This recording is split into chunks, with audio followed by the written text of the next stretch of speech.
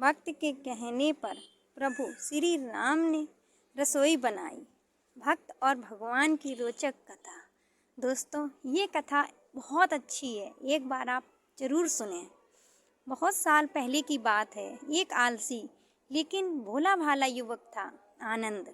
दिन भर कोई काम नहीं करता, बस खाता ही रहता और सोए रहता। घर वालों ने कहा कि चलो जाओ, निकलो घर से, कोई काम धाम करते नहीं हो, बस पड़े रहते हो। वह घर से निकलकर यूं ही भटकते हुए एक आश्रम पहुंचा। वहां उसने देखा कि एक गुरुजी हैं और उनके शिष्य कोई काम नहीं करते, बस मंदिर की पूजा करते हैं। उसने मन में सोचा कि यह बढ़िया है, कोई काम दाम नहीं, बस पूजा ही तो करना है। गुरुजी के पास जाकर पूछा, क्या मैं यहाँ रह सकता हूँ? गुरुजी बोले, हाँ हाँ, क्यों नहीं, लेकिन मैं कोई काम नहीं कर सकता हूँ।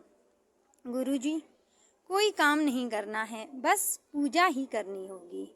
आनंद बोला, ठीक है, वह तो मैं कर लूँगा। जब आनंद महाराज के आश्रम में रहने लगा, ना कोई काम ना कोई धाम, बस सारा दिन खाते रहो और प्रभु भक्ति में भजन गाते रहो। महीना भर हो गया। फिर एक दिन आई एकादशी। उसने रसोई में जाकर देखा कि खाने की कोई तैयारी नहीं। उसने गुरुजी से पूछा कि आज खाना नहीं बनेगा क्या? गुरुजी ने कहा, नहीं, आज तो एकादशी है, तुम्हारा भी उपवास है। उसने कहा, नहीं, अगर हमने उपवास कर लिया तो कल का दिन ही नहीं देख पाएंगे। हम नहीं कर सकते उपवास, हमें तो भूख लगती है। आपने पहले क्यों नहीं बताया? गुरुजी ने कहा, ठीक है, तुम ना करो उपवास, पर खाना भी तुम्हारे लिए कोई और नहीं बनाएगा, तुम खुद बना लो। मरता क्या ना करता, गया रसोई में बेचारा अकेले, करने लगा काम। गुरुजी फिर आए, देखो, अगर तुम खाना बना लो तो राम जी को भोग जरूर लगा देना और नदी के उस पार जाकर बना लो रसोई। ठीक है। लकड़ी, आटा, तेल, घी, सब्जी लेकर आनंद महाराज चले गए। जैसे तैसे खाना भी बनाया, खाने लगा तो याद आया कि गुरुजी ने कहा था कि राम जी को भोग लगाना है।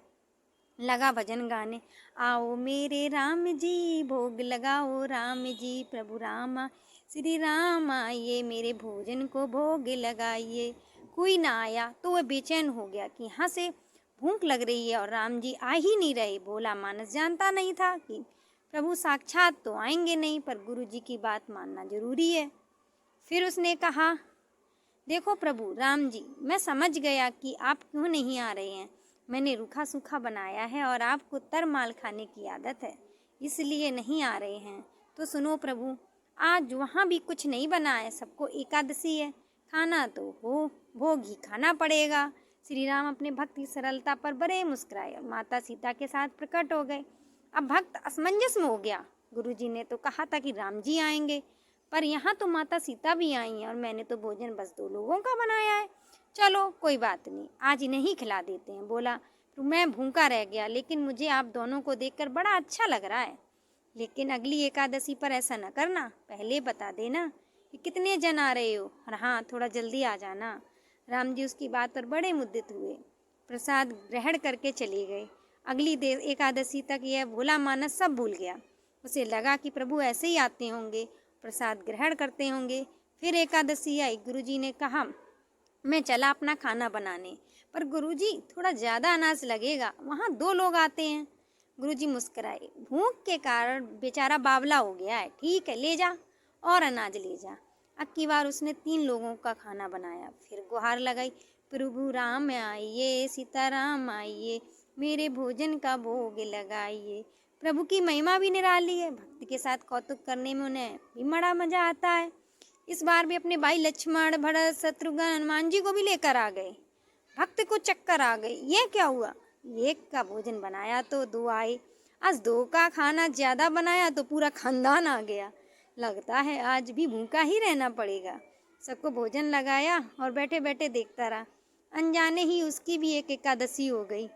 फिर अगली एकादशी आने से पहले गुरुजी से कहा, गुरुजी, ये आपके प्रभु राम जी अकेले क्यों नहीं आते? हर बार कितने सारे लोग ले आते हैं, इस बार अनाज ज़्यादा दे देना। गुरुजी को लगा कहीं अनाज बेचता तो नहीं है, देखना पड़ेगा जाकर। भंडारा में कहाँ इसे जितना अनाज चाहिए दे दो, और छुपकर उसे देखने चल पड़े। इस बार आनंद ने सोचा, खाना पहले नहीं बनाऊंगा, पता नहीं कितने लोग आ जाएं। पहले बुला लेता हूँ फिर बनाता हूँ। फिर टेर लगाई, प्रभु राम आइए, श्री राम आइए, मेरे भोजन का भोग लगाइए। सारा राम दरबार मौजूद, इस बार तो हनुमान जी भी साथ आए, लेकिन यह क्या प्रसाद तो तैयार ही नहीं है। वक्त ठहरा भोला वाला, बोला प्रभु इस बार मैंने खाना नहीं बनाया। प्रभु ने पूछा क्यों? बोला मुझे मिलेगा तो है नहीं, फिर क्या फ़ायदा बनाने का, आप ही बना लो और खुद ही खा लो। राम जी मुस्कुराए, सीता माता भी गदगद हो गईं। उसके मासूम जवाब से लक्ष्मण बोले क्या करें प्रभु?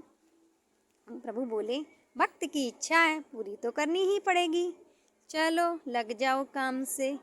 लक्ष्मण जी ने लकड़ी उठाई, माता सीता आटा सानने लगी। भक्त एक तरफ बैठकर देखता रहा। भक्त भी बहुत मासूम होते हैं, आगे सुनो। माता सीता रसोई बना रही थीं तो कई ऋषि मुनि व यक्ष गंधर्व प्रसाद लेने आने लगे। इधर गुरुजी ने देखा कि खाना तो बना नहीं, भक्त एक कोने में बैठा है। पूछा बेटा क्या बात है, खाना क्यों नहीं बनाया? बोला अच्छा किया गुरुजी आप आ गए, देखिए कितने लोग आते हैं प्रभु के साथ।